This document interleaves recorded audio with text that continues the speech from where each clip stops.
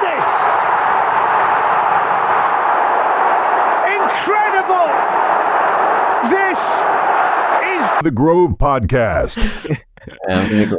Oh, good. I can't believe we're laughing at the start of this pod. I feel like crying. But anyway, hello, my name is Tabs, and welcome to episode 172 of the Grove Podcast. Now, thank you for listening, and we do really appreciate the fact that you are listening, because I know many of you don't want to listen to podcasts or engage with any content after defeats like the 2-1 home defeat we had and suffered yesterday to Bournemouth. It's not everyone's cup of tea, but we are here for the bad times as well as the good.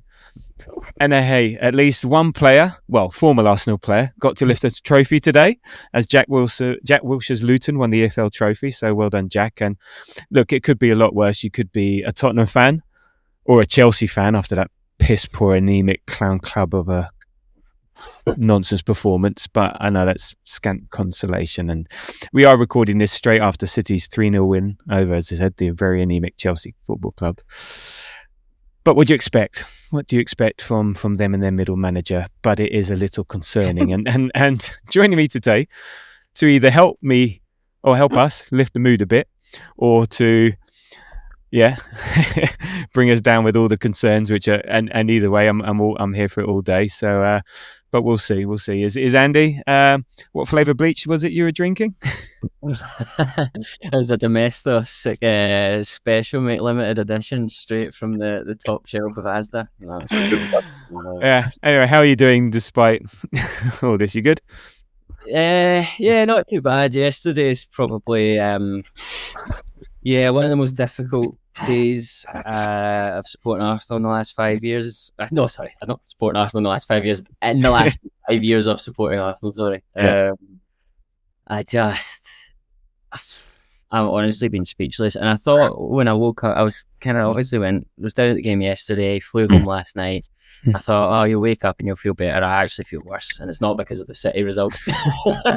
Well, no, actually, the best part of the day is that first 10 seconds where you can't remember anything from the day before, then suddenly the realisation of shit. Honestly, yeah. So I'm looking forward to you both make me feel better. Well, we'll try. And both, by that means, joining us is Kuziva. How are you? Long time no see. How are you doing? It has been a while. I mean, I saw you yesterday, but long time no see on the pod. It has been a while. Glad to be back. Obviously, quite annoyed by yesterday, but it's okay. It's okay. We are still 6 points ahead. I know City have a game in hand. It could be worse. It really could be worse. Okay. It might be worse next weekend. Let's see. Yeah, exactly. But anyway, look, it is.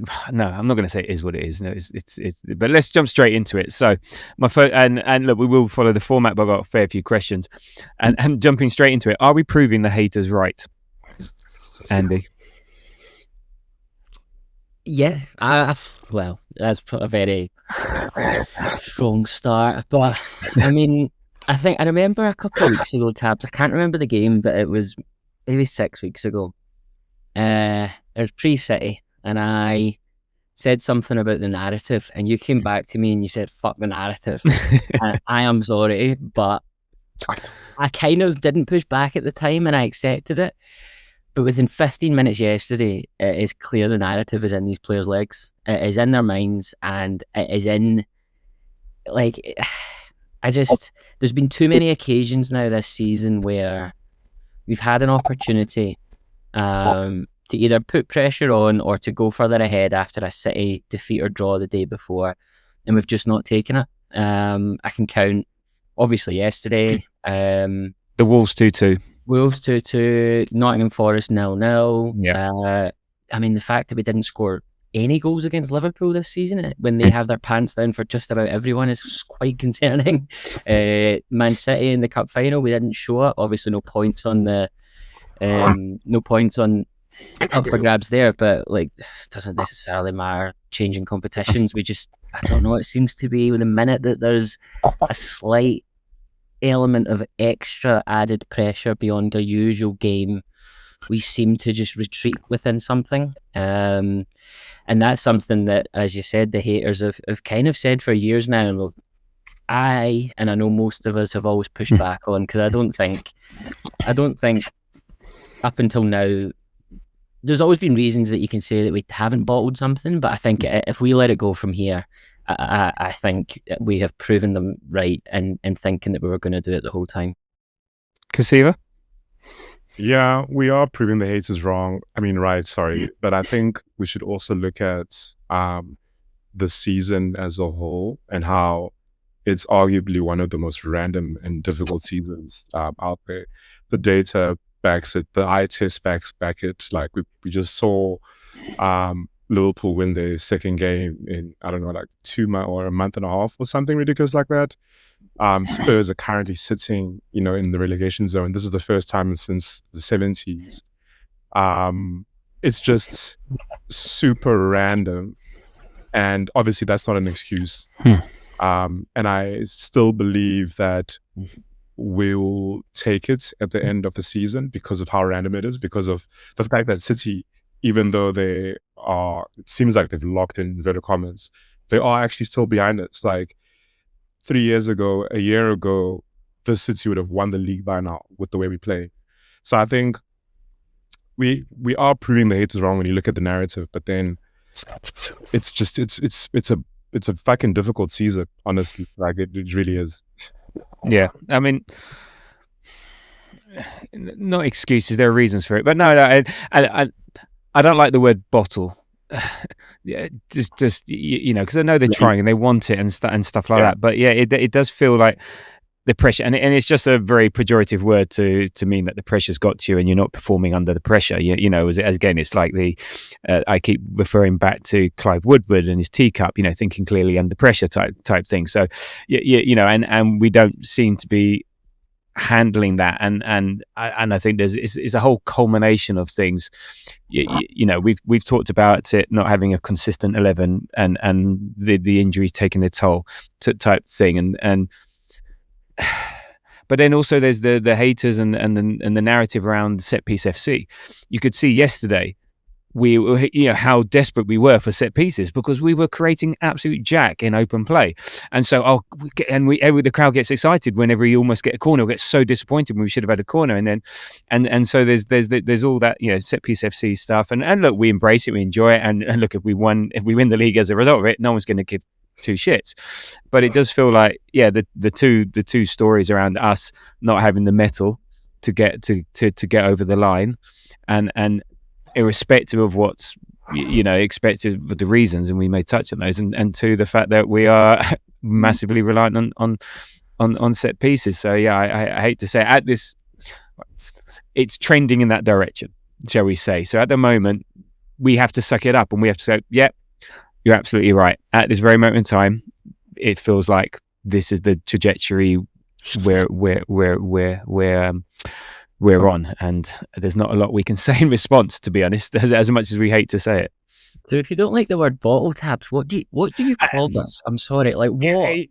No, I mean, no, I don't like the word. Yeah, it's more the not performing under pressure. So yes, you can encapsulate that under bottling. I think it's a colloquial term for like what we are now. Yeah, exactly. I just don't like that. I just don't like that term. But yes, it is. It's I'd rather. Yeah, it's just a thing. I don't like it as I push back against it. But yes, it's a very shorthand word for not performing under pressure and not succeeding when the opportunity's there, and the fear and something there and something. Yes, it's basically something mentally is stopping you from taking the opportunity that was in front of you, because I'm sure they all want it and they all train for it. No one's going there like thinking, oh, we don't want to do this, but there's something, the things we don't know, because is it something to do with the way the structure is done? So are we so beholden to the structure that actually maybe they want to do something, but they're so embedded to a structure that they can't sort of thing. Like there was a perfect example of this potentially yesterday where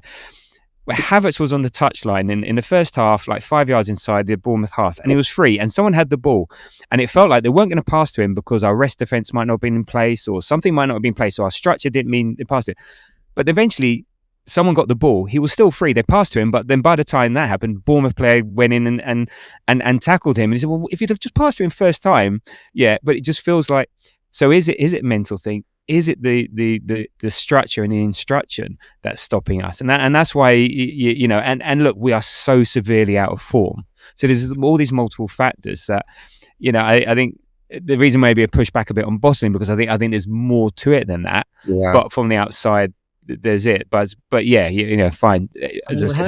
However you dress it up, it's the outcome's the same. Like it doesn't. For me, it doesn't really. Like, I don't. It's not all about outcome, but I think when you take away a style of play, and to be clear, I don't think like if Arteta had his choice, he would want to play this way, but for some reason he's being led down this path of being more and more conservative. I think ideally he would want to play the way we did in those first 3-4 months of the 22-23 season, where we were free flowing, we were open, we were starting from. Do you not remember? You go back to those seasons, and we would come out the traps flying. Like first 10-15 minutes, we would be all over these teams, and I just don't like. Fair enough, you can disagree with the word bottle, but I think it's not. I don't disagree. I understand it. I just don't like it. This is a personal thing. No, I don't disagree with it. Sorry, because that's what Tab said about bottling. So I think structure plays a big part. Because I was chatting to one of my mates this past week, and he says that we need the mentality. These guys need the mentality to just win it. And I reminded him that these guys are part of the 0.001%. Their mentality is already elite, right? If any of our players go to a City, go to a Bayern Munich, granted that they are the best teams in those leagues, they are going to win. And it's not going to be hard for them to win because they are elite. Semenyo moving from Bournemouth to City and doing what he's doing is a testament of an elite mentality. So I don't think that these guys are feeling, oh my God, something's going to happen. I'm losing. Yeah, I don't know. Psychologically, I'm not ready for this. I think it's the structure. Like yesterday, we saw it. It was like a like-for-like play of what happened against City. And their manager literally said, I just copied City, right? And our team is so used to the structure. And if we do bottle it, it's not going to be because of mentality. It's going to be because Arteta is too rigid in his system and he's not trying to change anything. That's how I believe it. Yeah, you put everything that happened yesterday on the manager and not the player. A bit of both, because I'm sure that he said himself there's times that no, that's not what I want the players to do. So I think that it's a combination of things. I think maybe on the players it's more, and I think we said this before, they're more fearful of what they might lose as opposed to hopeful of what they might win, if you see what I mean. And that changes something. Instead of you protecting something, which is a different mentality to going to get something. And I think we're caught between the two. And I think Arteta's more going to get it, but on this structure, and the players are sort of like, I don't know if they have the freedom to operate around those structures, or we don't have the players to operate around the outside of those structures as well. Because do we have certain players that will say, fuck this, I'm going to take this by the scruff of the neck, or no, the way we've been told to win this game is as a unit, and this is how we do it collectively. I think we do have the players. It's the system. This is like evident that it's a system that this guy wants, and the players are just too scared to fall out of that system. Andy, I'm pretty sure you feel the same way as me. I love Darman, I love Max, but I'm worried that he's going to get coached out after his freedom. I'm worried about. Yeah, and that's a system thing, not a player, an individual player thing. I struggle when they're saying things like, we're an elite mentality. They're definitely, skill wise, they're definitely elite players, and yes, they are an elite mentality to get to this point. But to take that next step and win a title and win a major honour, it takes something else. And if you're then saying to me, Tabs, that they're too scared to lose than they are to realise the opportunity of winning, that is not an elite mentality. And you cannot. I was sitting there yesterday in that first half, and I watched Zubimendi pass the ball out of play. I watched Havertz, and there's a 5-yard pass to Martinelli, and I'm sorry, they have the technical level to make that pass 99 times out of 100. So the fact that they are not doing it suggests that there's an incredible pressure that they don't have the mentality potentially to deal with. So I cannot push back further on that. I do not know how you can explain it. Fair enough, yes, there's a physicality, there's It's been a long season. We've played probably the most games in the Premier League. There's probably reasons that you can put at the manager's door. Maybe we should have rotated earlier, blah, blah, blah, blah, blah. But 20 minutes into a Premier League game, I cannot find a reason as to how he's playing that pass out of play. Yeah, no, and I understand what Kuziva is saying in terms of elite mentality, because they have to be. But now it's that even it's the next bit that they're falling back on. And we saw it against Southampton, couldn't make 5-yard passes, and this is maybe we know they got the technical ability, and this is maybe you're right. It's a form thing, and I think form is often in the head rather than the body, because the body, they say class is permanent, form is temporary. Yeah, and at the moment we are just so out of form. So you don't trust your own ability. You're so basically, when you're confident, you're in form, everything is free flowing. You just hit it, and you know it's going to work, and you hit it and move. You don't even think about it. This is where the issue is. We're thinking, I think, so much about it. We're not free to play. Is it in the, so yeah? This is where the pressure. We're not free mentally to do things, to go for things, or just do the basics. And I think we've talked about it. Let's get back to the basics. And sometimes and there's no reason. Sometimes form just goes out the window and then happens. And look, to use the golfing analogy, everyone was saying about Rory McIlroy, oh look, he won the Masters and now he's free to play and he's now six ahead. Then the next day, bang, he's like, and it can just be something, and it's really hard to pick it back up. And there's that whole thing that Wenger said, form goes up the stairs but comes down the lift sort of thing, and or confidence or worse to that effect sort of thing. So I think it's multiple things. I think just something is that we're just so out of form. They don't trust their ability. They don't trust what they're doing. Even Raya yesterday, we on the pod beforehand, and me and Mitch would just say, "Oh my God, how good was Raya? How good was he here? How much we trust him? He's our player of the season." And then all of a sudden, what the hell happened to him yesterday? And that's the pressure of getting to you, and we just can't. We're not handling the pressure, and if we want to call it bottling it, fine, we'll call it bottling it. So go on. No, I hope beyond anything that yes, I know we've talked about reset points and jumping off points for the past 6 weeks now, but I hope beyond anything that yesterday is just that wake up call, because the last thing, I think I was reading a few messages in that Grove group chat earlier, and I was just like, it feels like there's a few people who are buzzing at what they are going to see. They're kind of waiting for the wheels to fall off just so that they can kind of sit there and go, I was right. I was right. And that is not the way that you should support a football club. And I just hope beyond all hope that we get over this line, because I think it's not about deserving it, but we've been through the ringer. We have to constantly deal with it from the media and everything like that. And I would love nothing more than to just put this bottle thing away. But as the weeks kind of march on and the games are chalked off, it feels like, to your point, Tabs, we're almost proving them right, and it's fucking heartbreaking. It is. It's well, this was what I'm going to say. We'll get onto the Bournemouth game in a second. The Bournemouth game, but the sort of details of the Bournemouth game. But how did you feel? So Kuziva, how did you feel before the game, immediately after the game, and now 24 hours later? And then to top it all off, Man City doing what they did. What was sort of like your journey through the last sort of 24 hours? So before the game, I was obviously confident. I know that Bournemouth had were on an unbeaten streak, whatever the case is. Immediately after the game, I hoped until the very last end. I was arguably okay, and I'll tell you why. So I've been doing a lot of work, like personal development work, psychology, neuroscience, and I now, when Arsenal lose, I disassociate from that. I'm not losing. Arsenal's lost.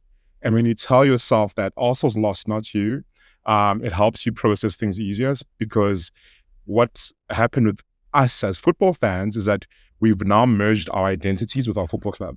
This is arguably one of the longest relationships we'll have in our lives, maybe even longer than our parents, because they'll die before, we die a lot of the time. So we are I didn't have that in my show notes, by the way. We are one with this club, and I think when I see the reactions in the chat, it's simply because Arsenal's become our identity. And I get it. It's like I get it because it's part of our community. It makes us happy, it makes us sad, but it also is unhealthy to have an identity link to something that you cannot control. So as we're ending up in the last few minutes, I was like, I'm not losing, Arsenal's losing. Okay. And I'll tell the guys around me, and then one of the other guys started saying it, and then we stuck around. Eze came, he clapped around where we were standing, and we chatted shit, enjoyed like the last bits of hanging out, and I made my way. Walked 18 Ks yesterday, which was also great. Wow. So that's how I felt. And then today, after City, frustrating, but again, I think the processing I did yesterday helped today, and yeah, I'm ready for the run in. Like, let's go toe to toe. Okay, very, very good. That's very mature of you. Well done. Because I think there's a lot of people that would not be acting like that at all. I think I want to go to Andy, and then I think I'm going to be the in between the two of you somewhere along the line. So. I usually feel like I'm quite balanced, but honestly, my head is on Mars after yesterday.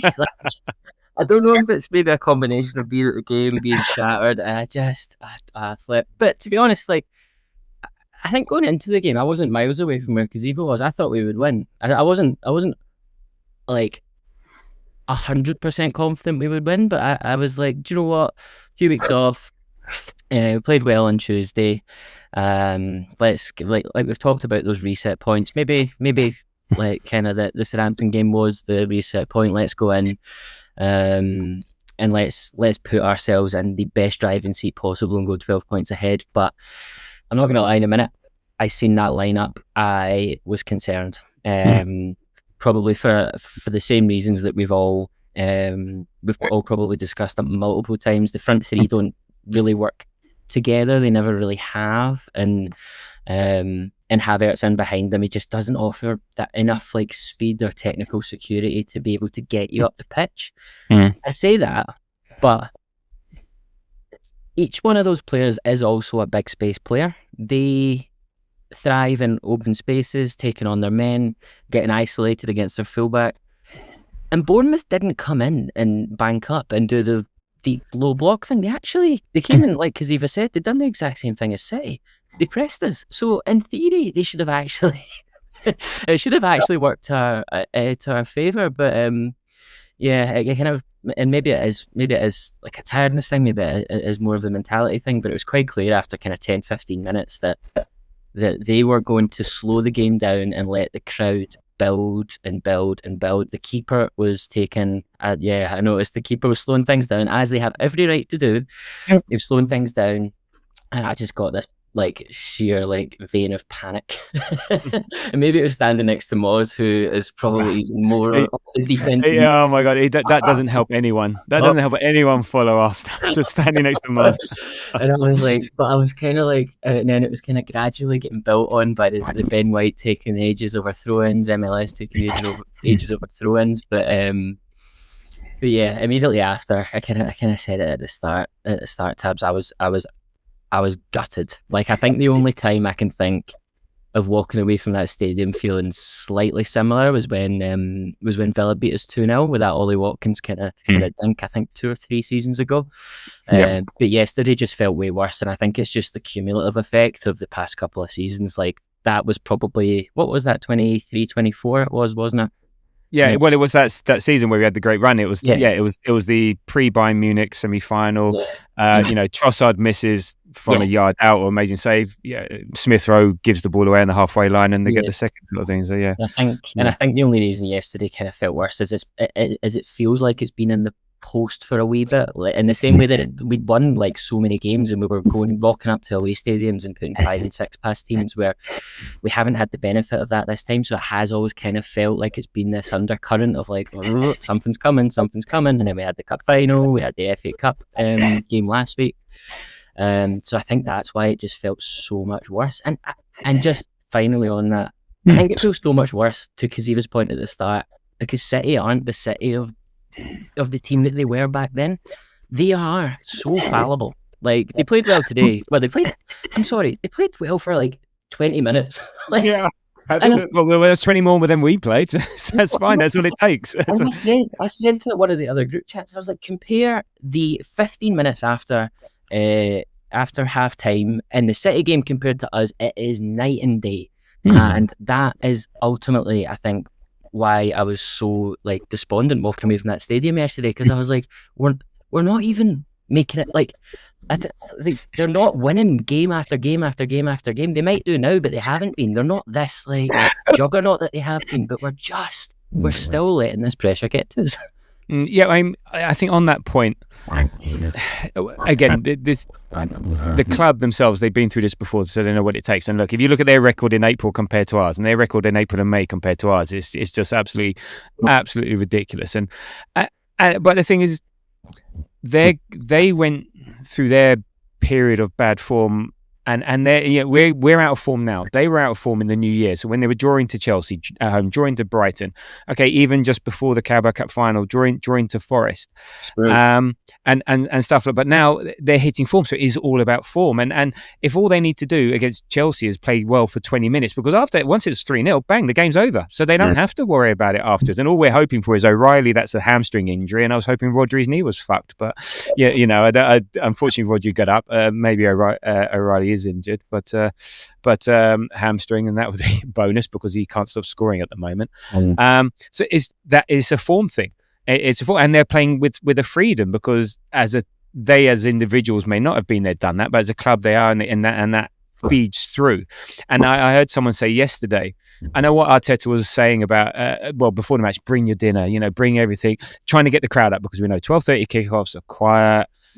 They're hard. Yeah, they're just always a bit of a low murmur, and it's just there's low energy games. So I can understand he's getting that, but I did hear someone say, "Well, is he putting too much on the occasion big and just like it's just another game? Bournemouth tick, yeah, whatever tick, instead of 7 cup finals, and it just feels."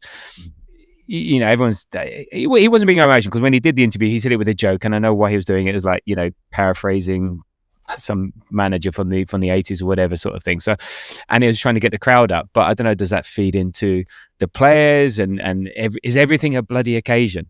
Can we what was great at the beginning of the season, there's some of the games that we won, but I have no recollection of it, and good, we won 2-0, who cares, move on. It's not an occasion, it's just 3 points. Now it all feeds into this, and dealing with it is this thing of the occasion. But I think before the game, I was apprehensive, just, because maybe I'm always apprehensive, 7 games to go. But I was still confident. I thought we'd carry the result from Sporting into this game, but I knew it wouldn't be easy. I mean, Bournemouth are renowned for their pressing and pushing hard and just running, and knowing who we are at the moment, not sure that would suit us. And then talking about after the game, I'm normally quite sanguine after a game. I just sort of that's not great, but I don't go full depression. I was numb and I was sad. I said I was just sad. Sad. I don't get angry. I'm not an angry person who's come to football. I was just sad. It's like, are we really, letting this get away from us again? We're faltering at the final hurdle, and it just feels like, we don't deserve it, but bloody hell, second 3 times in a row, I do think we deserve it, and I just want nice things for us. And there's no harm, there's no skin off City's nose if they let us win it this season. Just go away. Let's win it, But then last night I went out with the family to the cinema, and by the end of the film, I was bloody grumpy and so miserable. I was and unfortunately did get into an argument about absolutely nothing on the way home, because I just could not tolerate anything at that. Make that separation. Well, you say that, and everyone does it, and everyone has to deal with the way that they deal with it. But we invest so much time, so much energy, so much effort, so much fucking money as well into this, that it is hard to decouple it. And I try not to. It doesn't rule me full stop. So I'm not going to be fully, oh my God, we've lost, I can't function. But it will affect my mood because of the amount of effort, energy, investment, and care. We care about this thing because we want it so much. So if you didn't care about it, because we had another chat yesterday. This was we dropped Moz. Moz was in the car with us yesterday, so it was much more fun when we were fourth because it didn't matter and we don't have the ups and downs. But because we care, and that's why we have the reaction that we do. I don't know. Yeah, and look, as I said, this is quite literally one of the oldest relationships we'll ever have with anything in this world. We're gonna care, right? It's going to be painful, but it's a tricky one. But everyone has to process it their own way, and that's fine. And so you can't let people have their feelings, and that's fine. You're never going to police that sort of thing. So onto the game. You touched on it, Andy, about the lineup. So there was no Saka, Ødegaard, Calafiori, Timber still, a bit concerning. Hincapié and Eze on the bench, which was positive. But I don't know if we're saving them or they really can't play. But if we're saving them for what? Now is the time. But and I guess the team was the best we had given the squad and the injuries. I think the only one I might have changed was have Mosquera in rather than Ben White, because Ben White 3 games in a row. It's not who he is at the moment. There was the fear about Lewis Skelly as well, and I think it's more about just he's not been performing great recently, rather than the person. But I think he had a good relative game yesterday. But I don't know. I mean, you've given your thoughts, Andy. Kuziva, what did you think about that lineup? Any concerns? Would you have done anything different given the state of the squad? I wouldn't have done anything different, but I agree with what Andy said earlier. That front three, we're all worried about that front three. They just don't work well together. So I think one of the first things most of us noticed when we saw this lineup, it's like, fuck, okay, let's hope that today is the day that they click. Besides that, I also thought that maybe he is saving Ødegaard. I hope that's the case. Just not on the lineup, but we definitely missed Timber. Timber for a good 6 months was like top 10 player in Europe, quite literally, through FOTMOB, who scored. And he's been out for a bit now. Obviously, he got tired and then his form started dipping, and now he's just been out. And it's tough. It's tough not having him around as an option. But fuck, I hope we're saving Ødegaard. And it's more Saka. I think it's Saka and Timber, because I think even I think they were saying, they were close for Sporting game, and they're not on the bench now. So again, it's that real tough one, because okay, you play them now, then they're out for further 3 weeks, and look, we don't know the ins and outs of how bad they are.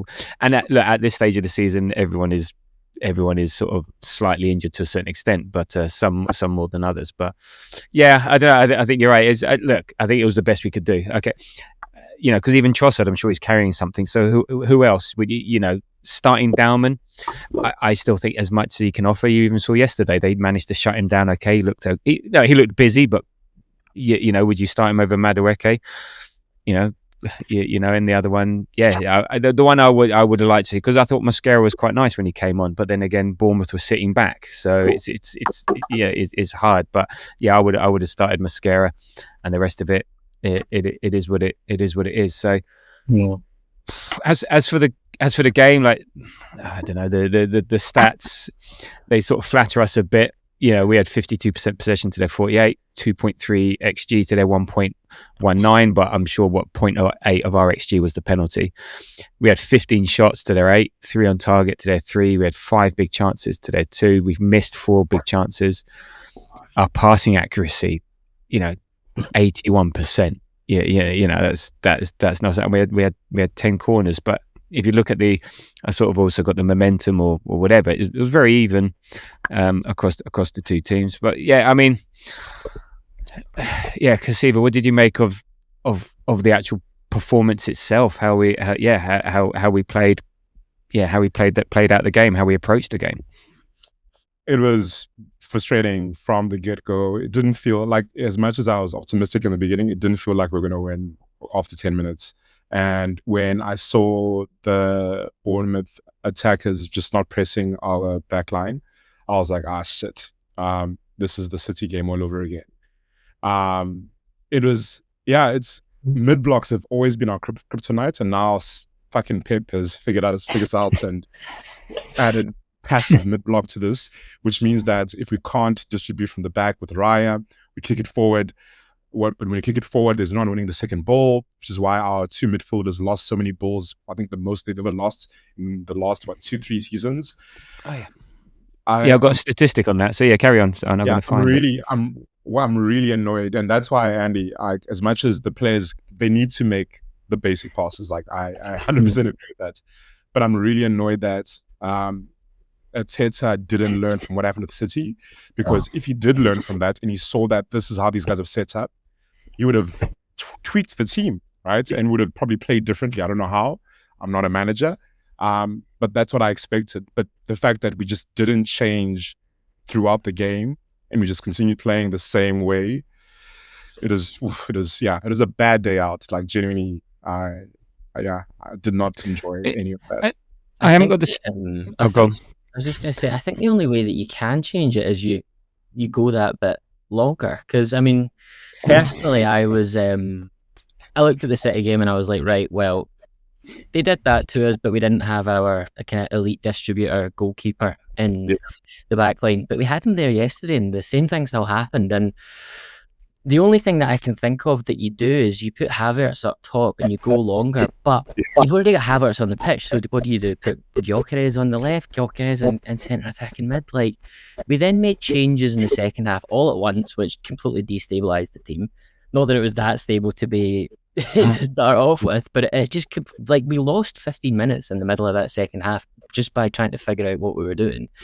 And you took Havertz off, and then he brought on the players. Like, I think when I was sitting there, when I was watching it, I was like, he brought on Dauman and Trossard, who are both kind of technical ball retainers, and he swapped out the kind of bigger space, faster runners.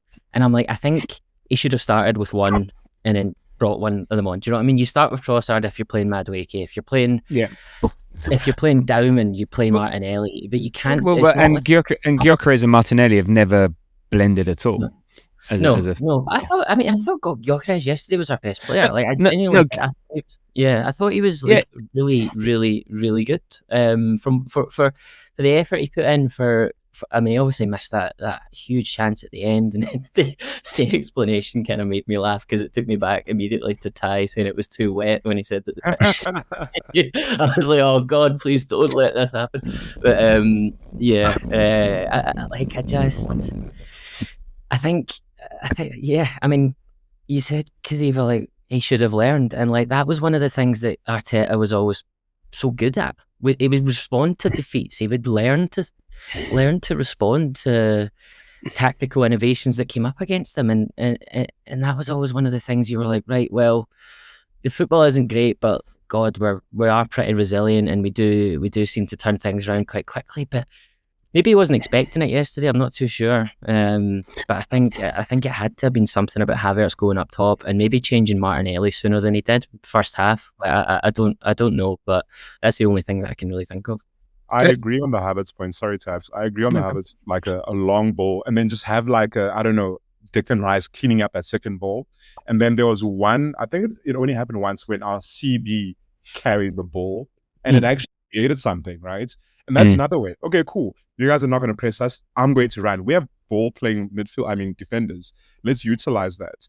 So, and I think, Tabs, you said this earlier, the fact that we don't have, I think we have the players, but we need that random Shirky type wild card vibe, right?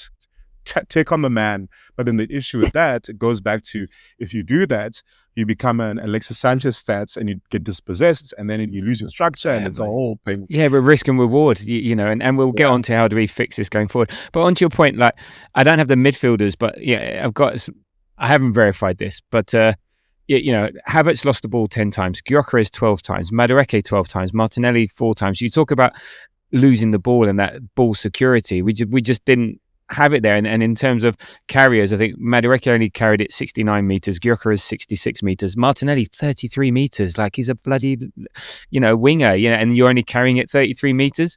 I think, and Havertz maybe 111. I think, and in terms of ball carrying, I think there was one moment when Rice ran with it.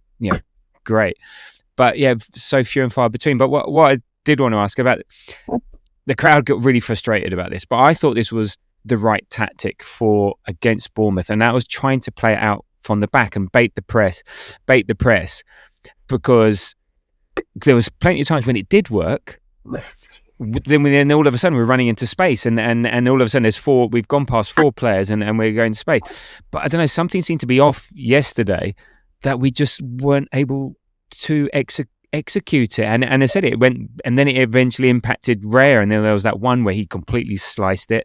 Zubimendi doing Zubimendi, even Gabriel's it, and then as you said, the crowd get into it, and the crowd say, "What are you doing? Go long!" But then when we go long, no one's winning first balls, no one winning second balls. So basically, you can't. You're damned if you do, and you're damned if you don't. But I thought it was the right tactic, but just poorly executed against Bournemouth. The right tactic, because they had that. But what they also did. Yes, no, go on, carry. Well, no, as the final point, what was also did, they had 3 weeks off. We played 3 games since. They had all the energy in the world to do everything that they wanted, and then they can make subs and more energy. And so we were playing on fumes. They were playing full gas. Yeah, it is. I mean, it is the right tactic, Tibbs, but we don't have the technical security and to play that way. Like you go back 2 seasons ago, we had Zinchenko, Partey, Granit Xhaka, right? Elite players at building up, and that's why teams stopped pressing us from the front, and that's why they started banking up. But now teams have realised we don't have the elite technical security in the centre of the park to actually get out. Everything is cyclical, and everything is a response to what you do. And they have looked at Zubimendi and they have looked at Declan Rice as our pivot players. I 100% agree, Kuziva, on Saliba. I think there is more that could happen there in terms of ball carrying. But they've looked at our 2 centre mids and they're like, they don't have the technical ability to get out. And certainly without Calafiori there, we just don't have that kind of more maverick style. And I've said to you before, Tabs, the fact that we get our creativity and our license to roam from our left back is a major red flag for me. But that's kind of why it was the right tactic, but it didn't work. It's just, to me, it's quite a simple technical point. Like we just don't have. I mean, you're like Barcelona are incredibly lucky to have Frankie De Jong and Pedri, but we don't have one player. Do you know what I mean? Like we need one of them. Like it's been I've always had a major concern with Declan Rice at lefty. I've not been overly vocal about it because he's a fantastic player, but I think in terms of look, I don't think we change anything now. Like I think we just need to try and grip on with our fingernails. But I think moving forward, like I think we need another technical player in there because I love Zubimendi. I love his. He's gone off the boil. Arsenal, but he has, but he's never been that technical player. And now that he's lost his legs, we can't get like it's kind of been shown that we just can't build up from the back. Well, I think he works well when we're playing well. Is when he's ones, when we're good, he's good type thing. But he's not going to be one that lifts up the team, sort of thing. And I think first season in the Premier League, I think he's fatiguing out of it, and maybe he's lacking in confidence, and so you say he's making mistakes. And also when we've got a clear structure, clear, confident way of playing, he fundamentally helps with that. But you say about we can't change anything. Well, maybe we have to, because what we're doing at the moment isn't working. And the only thing I can think of is Rice at six. Sorry, Zubimendi, you have to step out. We have 2 8s. In there, we have to be a bit braver, because at the moment we've scored 5 goals in our last 5 games. There's that. Where's our next goal coming from? Out of play, and I don't know if that's a big enough sample size, but we're going sod the data here. I'm just going with my eyes here. At what point did you think we were scoring from open play yesterday?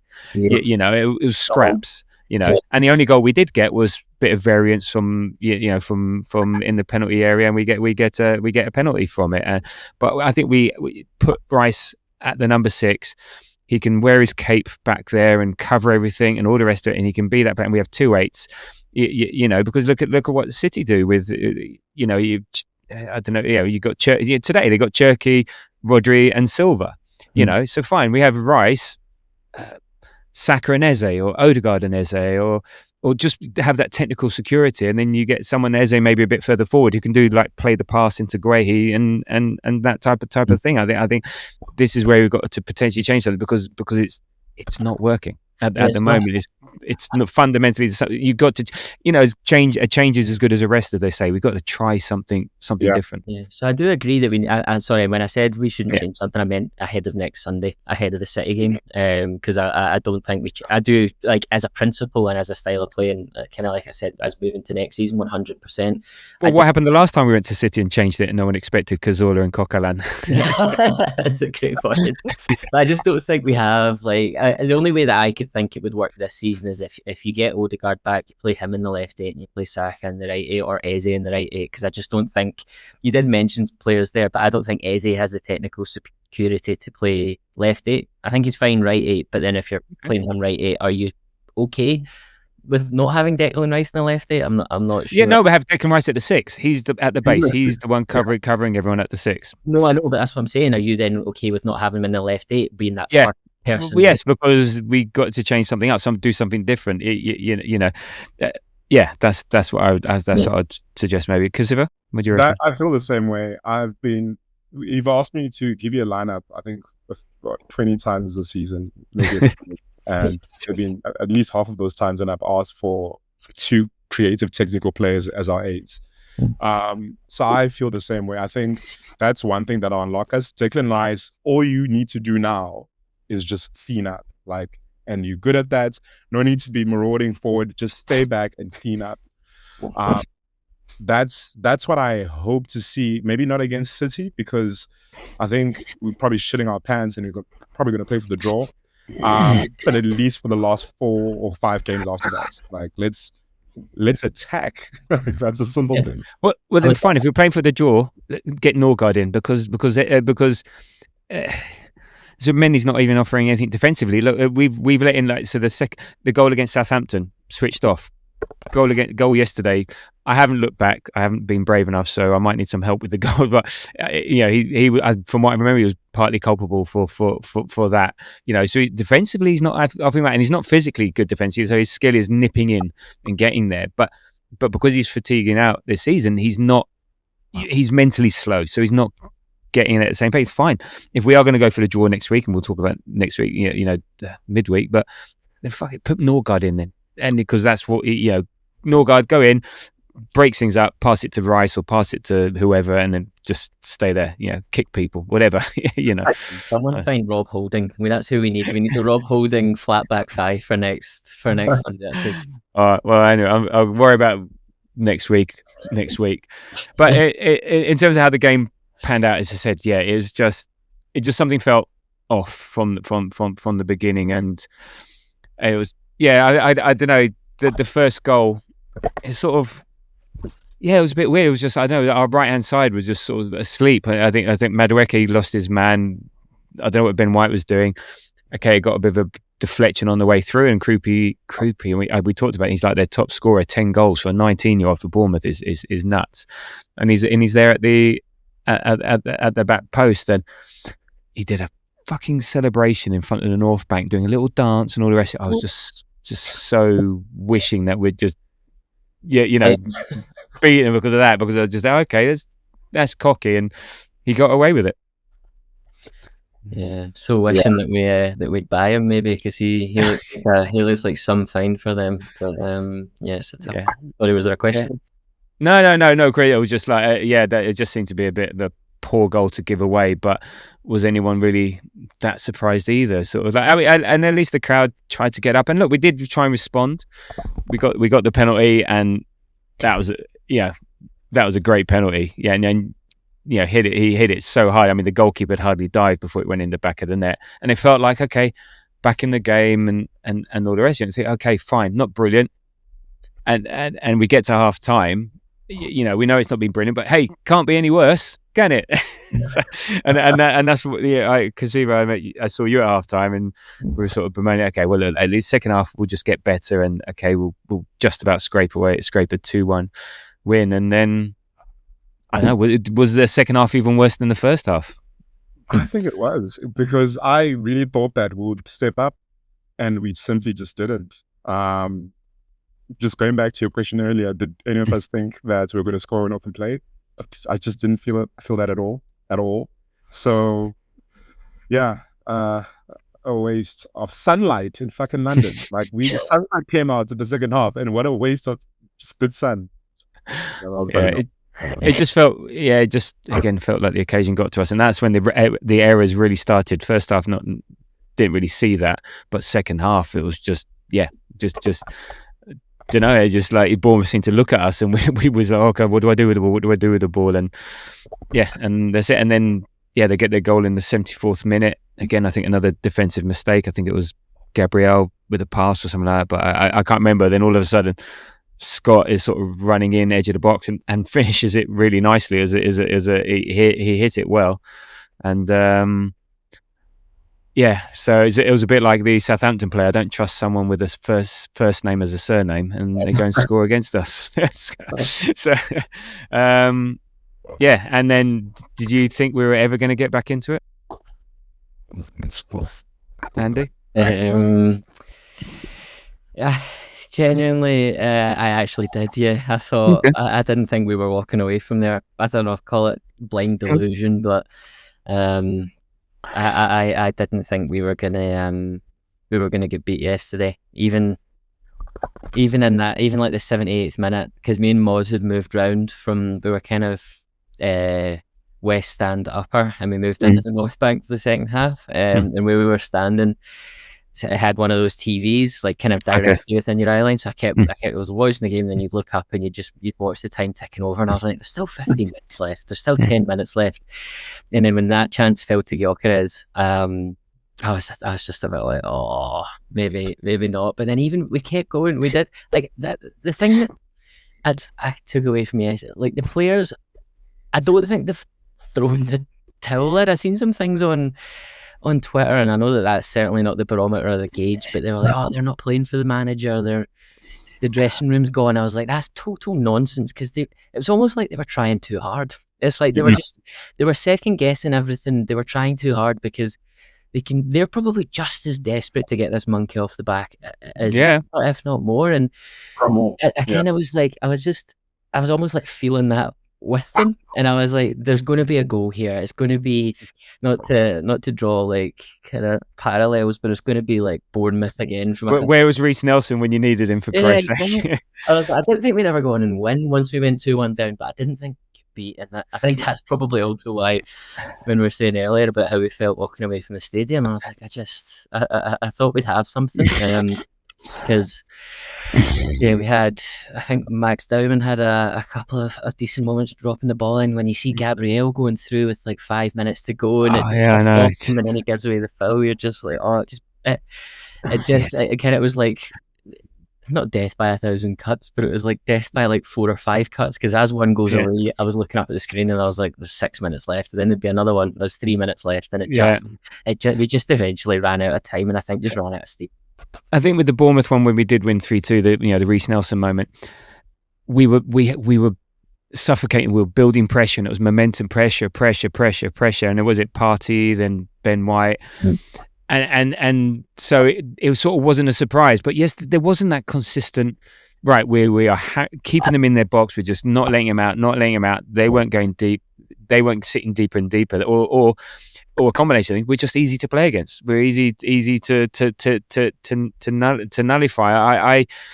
I thought there's time to get a goal. Whether I could see it coming, I don't know. I don't remember the Gyökeres header, maybe because I had my head in my hands half the time. But I remember the Gabriel one, and stuff like that. But I just never felt we were just sort of really like building that pressure, building, corner after corner, chance after chance. It just seemed to be the odd thing here and there, and I think they sort of were holding us relatively comfortable, which a lot of teams seem to be doing at the moment. So just couldn't do it. Just couldn't get it over the line. Any sort of players that stood out in a positive way or in a negative way for you, Kuziva? I agree with Andy, and I think you also mentioned that Gyökeres, he had a good game. He tried. He really did try.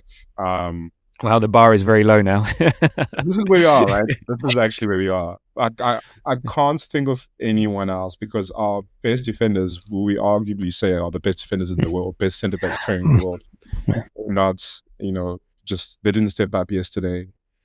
Ben White had some ups and downs, but I think going back to your point around, 3 games in a row, it's going to probably affect him quite a bit.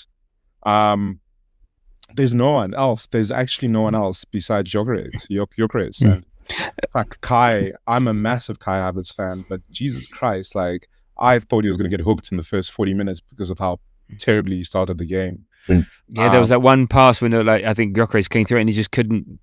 Just I don't know what he was thinking. He was trying to play it out and he just went straight to the defender and come on. But besides that guy, no one else. I don't know if you got anyone else that you can do. I thought Rice tried to put his cape on, and I think he was trying too hard, so he was trying to do everything to cover up for everyone else, and maybe he doesn't focus his role, or his heat map against I think it was Sporting was just incredible, and it was I think he, again maybe need to refocus a bit. He's got the energy to call him the horse, whatever. But maybe again, I think it was that trying too hard thing, I think he lacked support. He had that one shot. I don't know if it was going in or not, but he had the one chance. So he was definitely trying too hard. And look, Martinelli, what is it? Every time plays well as a sub, comes on and starts, and quiet game does nothing. It's just a perennial thing. So.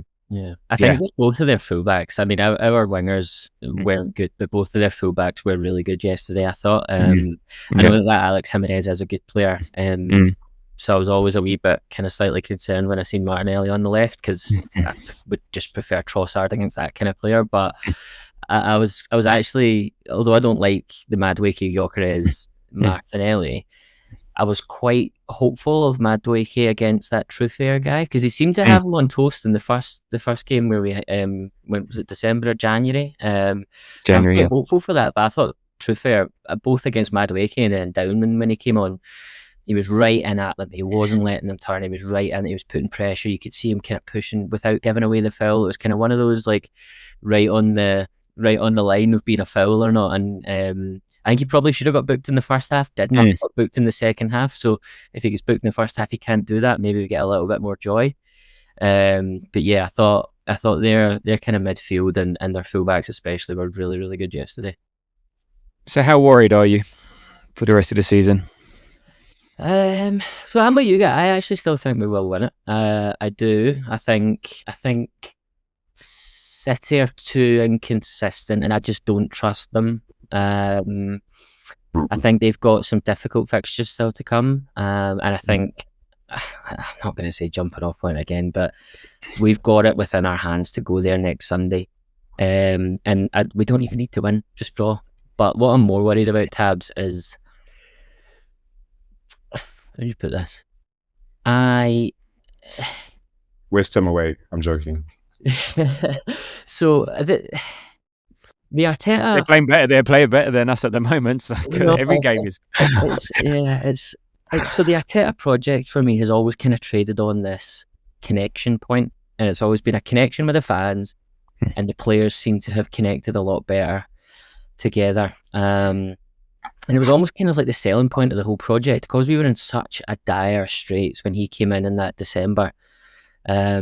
The kind of energy and the togetherness that he brought has been such a hallmark of his managerial tenure. But I don't know. I'm a bit concerned that things are slightly starting to slip a wee bit between the fans and the team, but also the players. There was a few times yesterday in that first half, especially. I kind of couldn't see it as well in the second half because of where we moved to.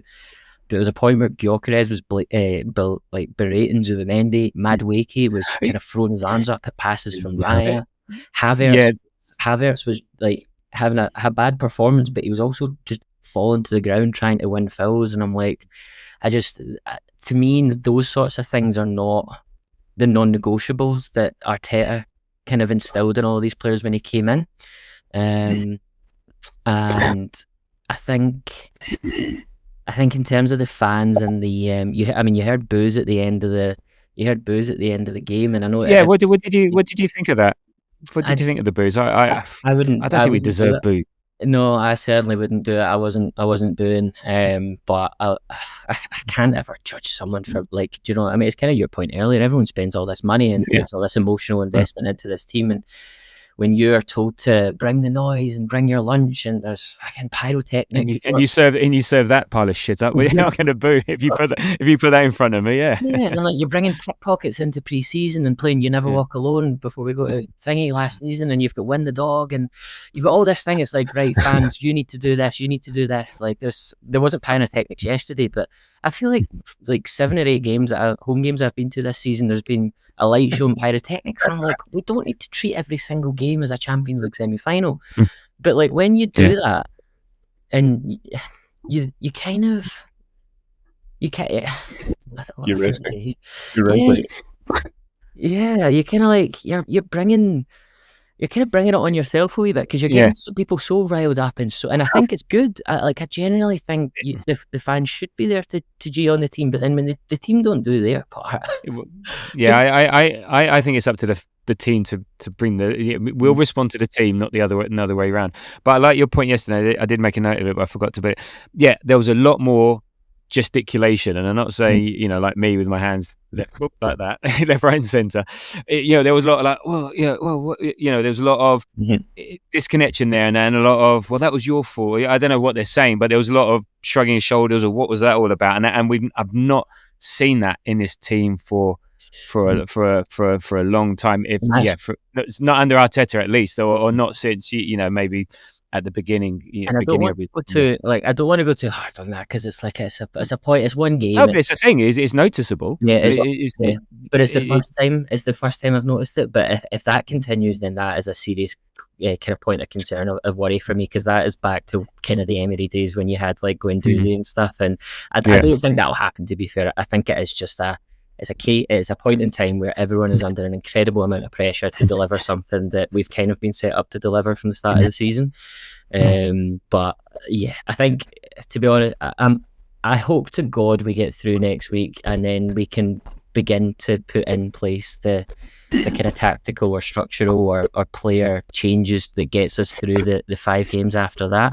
And by potentially 2-8s or whatever it is, we get Saka back, we get Timber back.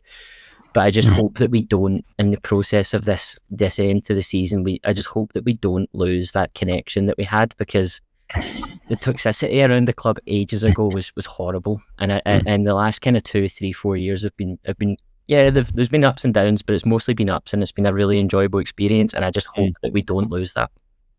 What are you most concerned about for the rest of the season, Kuziva? Thank you so much for saying that, Andy, because I hadn't thought about it. I mean, I actually said it when we lost the Carabao Cup final. I was like, oof, the fans they're not gonna like this. But pointing out yesterday and how the players are reacting to each other on the pitch, we've never seen this. I am worried about that. I know fans, especially like London fans, we are up and down. We're not always happy and excited. So we react as Tab said.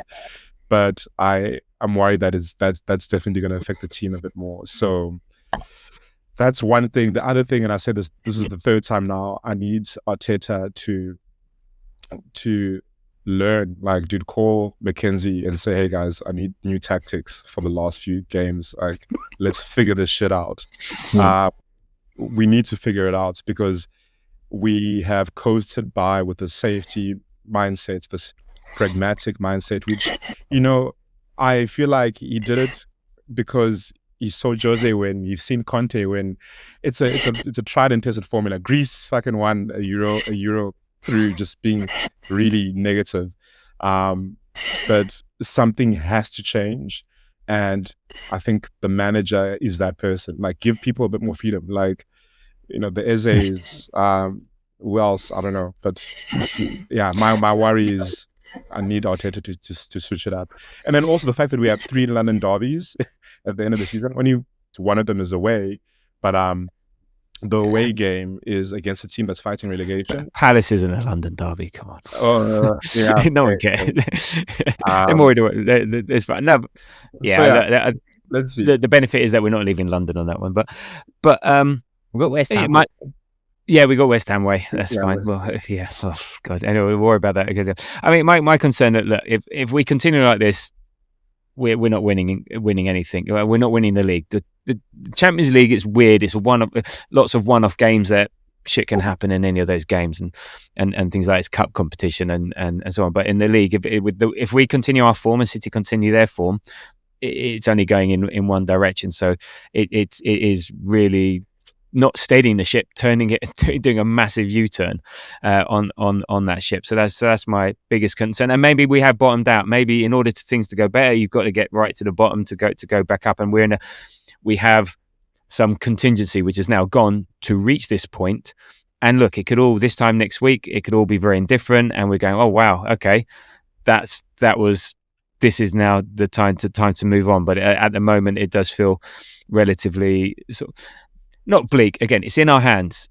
But if we don't change something not drastic, if something doesn't click, something change, start scoring goals, someone doing something, it for me, unfortunately, is only going one direction. But we're still in a position to change that. And look, my final thing before we get onto 3-word reviews and very quickly on Lisbon, and I sort of thought about this, and maybe it's a reason or something. But do you think we've actually been too good this season? And I mean this from a point of view that we've been good enough to compete on 4 fronts and go far in 4 competitions.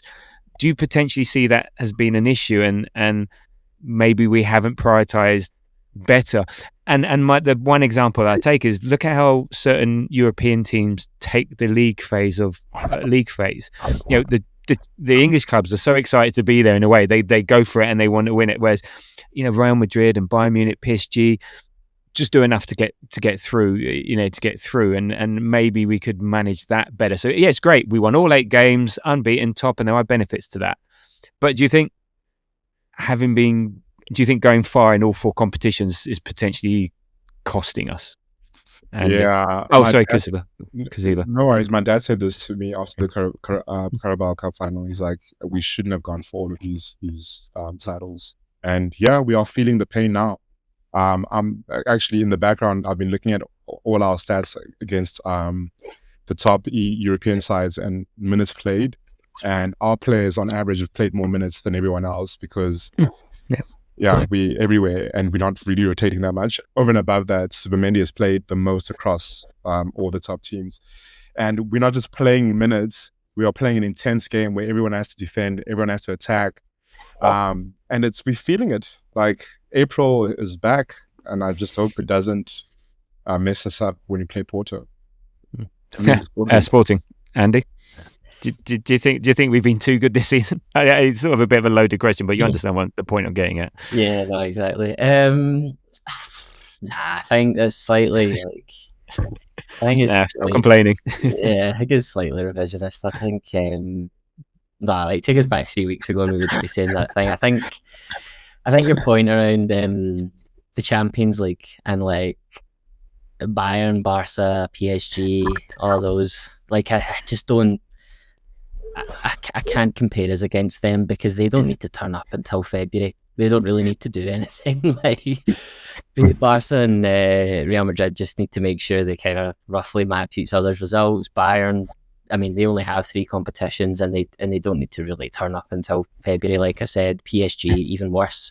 If we're not on it in August, like, do you know what I mean? We're going to be 4 or 5 points behind. You've seen what happened last year when we had a slow start. So we need to be on it from the get-go, as do all Premier League teams. Otherwise, you look what happened to Liverpool this season. They had a decent start, a rocky time, and then they were out of the title race by like December. So I just think it's a quirk of being in the Premier League, and that's probably why you've seen, like, I think that's what we even said back in January when we were saying, "Oh, look at all the Premier League teams in that top 8 of the Champions League." We're like, well, it's because they're kind of almost primed to start their season so early, whereas the other kind of European teams slowly build into the season. And the only way you get around that is bigger squads and more players, or less games, I suppose. But that's not going to happen. So but I think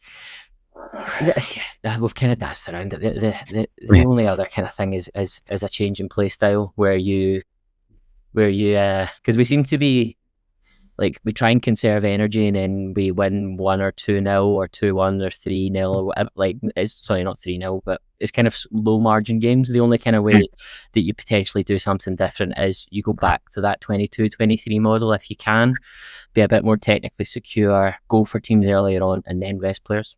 So that you're not, because not only do you then not have the physical exertion of having to go for games for 90 minutes or at least defend tight leads for 90 minutes, you have the mental rest as well, because you're 4-0 up and you're like, do you know what, Max Dowman, there's 40 minutes. There's Salmon, there's 40 minutes. Do you know what I mean? So I don't know, ideal. That's ideal state stuff. But I think 3 weeks ago we wouldn't be saying that sort of thing. So I think we just need to go for all four. Do you know what I mean? When we're in, we need to play it one. Yeah. Look, I'm sure this isn't the position Arteta wants us to be in. It's a form thing. I'm sure it's not something specific, because as I said, we were a very good team at the beginning of the season. We scored the most goals. We were top of the league, loads of points. So I think at the moment, I think there is some fatiguing out. I think the inconsistencies and injuries aren't helping. But I think primarily when you're seeing out there are just players that are just playing badly at the moment. If our players play to their ability, we don't lose. We don't lose to Bournemouth. Okay, Southampton can happen, whatever. We don't lose to Bournemouth. So there we are. Anyway, get onto the 3-word reviews, and sort of these give a bit of a sense of a feel how everyone out there is listening in just a pithy 3-word comment. But I think the sentiment is quite it's quite apt a lot of the time. On Blue Sky, going Steph Metal from the North Bank pod, and he's starting with a bit more of a positive note. It's a test of faith at the moment, which is quite right. Then we move on to the less so ones. Andrew go, this is depressing. Jackie, we look scared. Greg, must win game lost. Michael Sheehy, absolutely fucking awful. Yeah. Mr. C, the Gooner, inexcusably awful performance. And then Hans Lejeune, instead of sending me a 3-word review, he just sent me a GIF of a very floppy cannon, so a very limp cannon. And AFC Pizza Chef, fuck this shit. Yeah, I agree. I agree with all of the above. On Threads, really fucking pathetic. This was less positive. Danny Mast, pathetic, shambolic, worrying. Paperbike says it's been worse. I guess it has. It's always been worse, but there's always times where it's been worse. But it doesn't feel like it at the moment. What else we got? Oh, Paul Latham, Dignity 18, with his play on words. Cherries popped Arsenal. Okay. And then what else we got here? Oh, we had one. We had one in Malay. Penat Jadi fan, which translated means tired of being a fan, and I can understand that sentiment, because I was just thinking this season has just been exhausting. This is like the most just sort of like, I'm tired. I'm so tired. I'm tired of this. Can we not just win it and get on with it?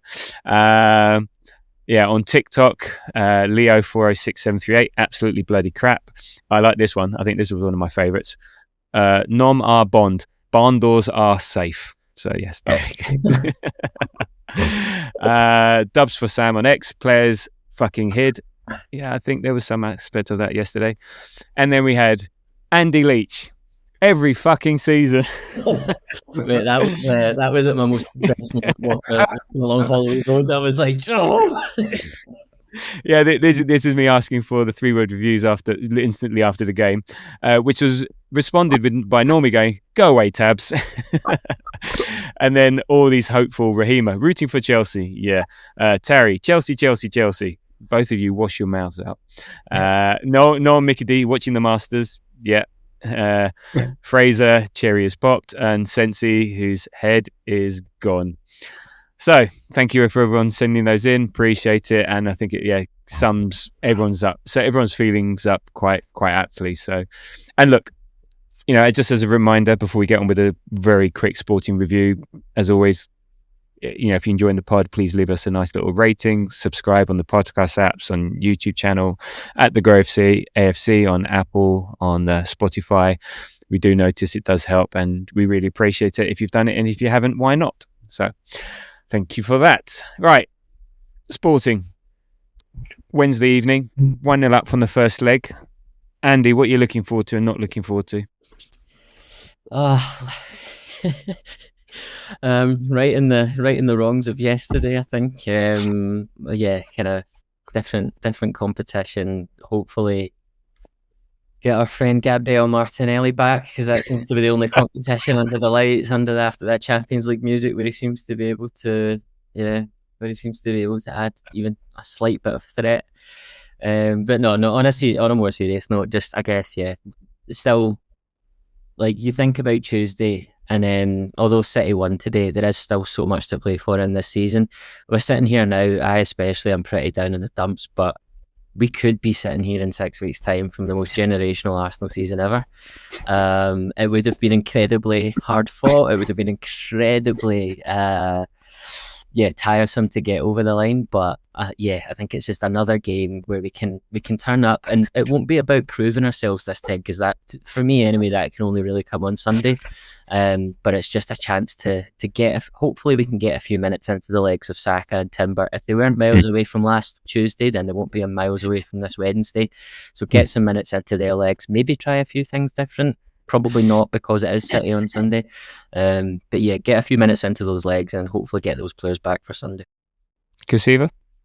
Looking forward to seeing some changes. I hope he starts tinkering with his team. And just to win, like, let's get it over the line. Who's next in that championship? It should be. Oh, did you guys see Atletico Madrid rested the entire starting 11? It could be them. What I'm not looking forward to is just no change in, I guess, mentality from what we saw this past weekend. I want the players to see this past game as failure and say, okay, cool, failing is a part of life. Let's build on, let's grow. So, yeah, I don't want to see this become now the trend of April, because currently we are on trend. Yeah, I mean, well, it's been sort of on trend since January, to be honest. Like, we've sort of hand waved some of the poor performances because it's all about getting results. Some chickens are coming home to roost. So, but let's see. So, yeah, I'm not looking forward to more of the same. So, skip that bit. In terms of looking forward to, I think you've both touched it. It's not the Premier League. We're 1-0 up. We can go into it fairly confident. It is the Champions League. Sporting can be dangerous, but but even them, if they've done all the things about what the Portuguese league is like, it's like, Championship League One level. And I'm sure if you put Bournemouth in the Portuguese league, they'd be near the top of that. So we shouldn't have anything to fear. Yes, they've got I think their captain back. They've got a decent centre forward, but we're at home. We're 1-0 up. And look, this is a chance. Oh God, tell them nothing. Tell them it's a friendly, because then we'll play well. Because if you tell them it's a chance for only the second, to get to back-to-back semi-finals, which is something that Arsenal have never done in the Champions League or European Cup. If we tell the players that, they'll be going shitting themselves, and then God knows what's going to happen. So just tell them it's a friendly. Doesn't matter. Anything goes. Let's see what happens. But we'll be there again, Champions League. So let's just, I'm looking forward to us just getting the job done, and not what happened last time we played Porto, where they scored on the halfway line and then knocked us out on penalties. And cannot be doing with extra time and penalties. Just get the job done, whatever you do. So look, I'm not going to go in terms of the approach and the team. Who knows? Who knows? Just get a Scrabble bag, put names of players in it, and pull 11 out, and that's your 11. Because who knows who's fit, who's not fit, what is going to change. So other than Raya going in goal, it's going to be a tough one to say. I mean, of the ones that you think that maybe would you start Gyökeres over Havertz, and would you drop Zubimendi? Me? Anyone? Anyone. Yeah. So I would start Gyökeres because I would start Havertz on Sunday. I think we're going to need to get out on Sunday. And Gyökeres can't hold the ball up. So I would start Gyökeres. Ideally, we'd see either. I don't think it's funny because every lineup decision for Wednesday is just with an eye on Sunday. If Timber's not going to be fit, I would play Mosquera at right back. and that's because I probably would play Mosquera at right back at the Etihad. I don't want to see Ben White. Actually, well, to be fair, Ben White did play quite well against Dortmund in the cup final, but yeah, I think I would play Ødegaard. I would give Zubimendi a rest. I think Zubimendi will play on Sunday, but I think if we can just give him a breather, get him out of the limelight a little bit, then that might give him an extra 1 or 2%. And we can take we need all we can take at this point. I'd love to see Bukayo Saka back in that kind of not starting 11. I don't think he might. I don't think he would start. But if we see him on the bench and get him on for 30-35 minutes, that would give me a serious confidence boost going into Sunday, because he's one of those players that does have the technical security to be able to, you fizz the ball into him and he gets you up the park. So that's kind of one of the issues we had yesterday, and I think if you have either Ødegaard or Saka yesterday, I think we probably do get out the press a little bit easier. So yeah, if we can have one of Ødegaard or Saka, or ideally both back, that would certainly make my it'll be interesting to see who starts. But yeah, I think you're right. We will have Sunday. I mean, well, this is the thing. It's a massive opportunity to get to the semi. It seems like we're forgetting the opportunity that we have at hand. We're already dismissing it. I think a lot of people dismiss the Bournemouth game because everyone's so focused on Man City away next week that the Bournemouth game was sort of an afterthought. We're 1-0 up from the first leg. Is I mean, I'm sure in the club they won't be thinking that. Yeah. But yeah, how much do you think of the Man City game with that chance to get to the semi-final of the Champions League, which we've only, everyone's taken for granted. Like, our progression has been great. So, round of 16 and now quarterfinals and now semi-finals. So, and this is where we should be. But it's not like we've been doing it for years after years after years, sort of thing. So this is a big opportunity here. I mean, how strong do we go? I mean, I think, like you're saying, I think players are coming back from injury. We have them for half an hour at the end, irrespective of, we need them or don't. You have to give them minutes. Starting them may be a bit tricky. I think maybe Eza starts, because if he came on, Eza starts. Rice and maybe Ødegaard, but who knows? How strong would you go with City in mind, Kuziva? I mean, you raised really good points, and it's a semi-final. We've never actually won the Champions League.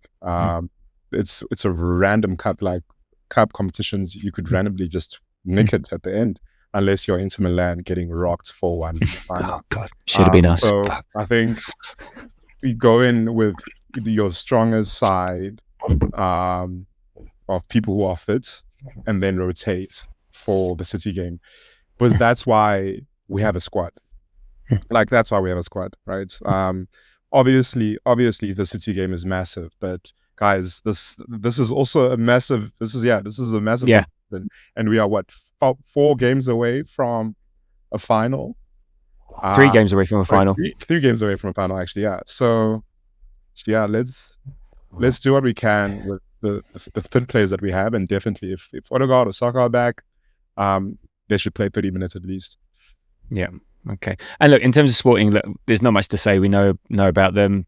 They won their last game against some tin pot club, and I don't know who they are, where they play, but whatever. But they have got a big game against Benfica at the weekend. But again, a bit like us, they'll be focusing 100% on this, and a massive opportunity for them, as well. I mean, in the Portuguese league, they're 2 points behind Porto, but having won, the Portuguese league numerous times in the last season, sort of thing. I think this is where they will go massively strong. I don't think they'll worry too much about Benfica at home. So, they can cause us problems, but with our 1-0 lead, we should have more than enough for them. Having seen what we've seen from them, we should have more than enough. It's just which Arsenal team's turning up. Arsenal's turning up. So, and after yesterday, thank God we have that 1-0 lead, by the way, because it only came in the last couple of minutes. But imagine it was 0-0 and we had we knew that they were going to come up and double bang against us with City, with knowing that we then lost yesterday and have to go to City and get a point. You'd think if we go 1-0 up, that should be it. Yeah. You can't see them winning 2-1. That would be 1-0 up. Yeah, if we just go all out just to get that 1-0, and that really sets them on the back foot. So what we're going. What's your prediction? other than pain. But Andy, what's your prediction? I think we'll win 2-0. Kuziva? My first time, I'm going to say 1-1. But it's fine. We'll Really? win on aggregates. Wow. I'll take Wow, it. fuck! I'm not doing 1-1. Come on, Jesus I'm- Christ! You're taking this mental strength thing way too far. No, Okay. I'm gutted. Like, it's tough. The whole thing that I've been saying we're going to win 2-1, 2-1. My supercomputer still says we're going to win. But we'll get through. We'll get through it. Okay. And that's all that matters at this stage. Okay. All right. I'm with you, Andy. I'm thinking 2-0. I think we go in there, get 1-0 up, and 2-0 should be fine, and then we can rotate for the last 30. Any preference on Barca or Atleti in the semi if we get through? Touching for Micah, Andy? No, actually, I don't. I think. I mean, we've already hammered Atletico Madrid this season, but they are. We're not that team. That they are the team that played Atletico Madrid is not the team that we've got now. I think. I think I'd rather play Atletico Madrid, to be honest. Like, I think the star quality that Barcelona have mean that they can do something. I don't know. But I probably would rather play Barcelona. You're useless. Go, Kuziva. What do you think? I think I prefer Barcelona. I think Diego Simeone, he can shithouse a lot of things. Barcelona, their defense, you are absolutely right, Andy. Like, they have special players up front. Yamal could roast anyone he plays against, but their defense is not great. It's really just, it's not good enough. For real. Have you seen our attack lately? Everywhere. We'll figure it out. It's unreal. Like, the Pedri, Frankie De Jong would just have us running in circles, and I honestly don't know what the answer is to that question, Tabs. Look, it's looking well. It's Atleti's to lose. They're 2-0 up. They're playing at home. You see Simeone can shithouse them, but Barca can go and spank 7 goals like they did against Newcastle. So it's a tough one. I at our best, I'd rather play Barcelona, and I think Mitch said a good thing earlier when we talked about it the other day. It was like, we owe Barcelona from 2006, and we just want to get one over Barcelona. So for the narrative, I think playing Barcelona would be quite good. Arsenal, Barcelona, it's a bigger game than Arsenal Atleti. We've played them already. Wow. Yes, there is the opportunity there to exploit them if we're on form. Otherwise, I fear Atleti, even though Alvarez is good, Silvos can get goals. I think we should beat Atleti, all the rest of it. So, I don't even know the answer to my own question, so I'll go for Atleti. It's funny you say that, because last year we played PSG. We beat PSG. And we're like, we're meeting PSG in the semi-final. And then PSG beat us in the semi-final. So, I don't know. I feel like they're going to have a chip on their shoulder also. After we beat them thoroughly, right? So, anyways, it doesn't matter. We're not there yet. Yeah. But all I want is lots of red cards. So Yamal get a red card and Alvarez red card. I just want it to turn into a big fight and loads of red cards, so they don't play against whoever we play. They don't play against us, and that's what I hope happens as a result. So there we go. Right. Wow, geez, I was not expecting to get 90 minutes out of today. So thank you guys for joining me. I feel better, but I don't feel better about Arsenal. There you go. So that's where I'm at. So thank you, Andy. No problem, my friend. Always a pleasure. I do actually feel better as well. That's one of the benefits of speaking to you guys. So thank you very much. Okay, good. And thank you, Kuziva. No worries. It's good to be back. Good. And you were feeling fine anyway, so there we go. I was hoping. Do you feel worse now, having spoken to us? Yeah, I do. Fine. This is processing, right? So I appreciate it, guys. It's healthy. It's healthy. Very good. It's good to talk, as they say. Right. Anyway, so the next pod will be post-sporting pre-Man City. As I said, if you like what you hear, please help out by subscribing, liking, commenting. 5-star rating at The Grove AFC, wherever you see us on our podcast feed, YouTube channel, TikTok, X, Blue Sky, Threads, blah, blah, blah, blah, blah. If you can do that, thank you very much. Thank you for listening. I hope you feel better, whether it's about Arsenal or not. It is still in our hands. It is far from over. There's always going to be twists and turns. So please, we've done the twist. Now, Man City, you do your turn. And yeah, I appreciate that you may not think on the surface things are looking great, but let's see. Still 6 games to go. And until the next time, come on, you Gunners.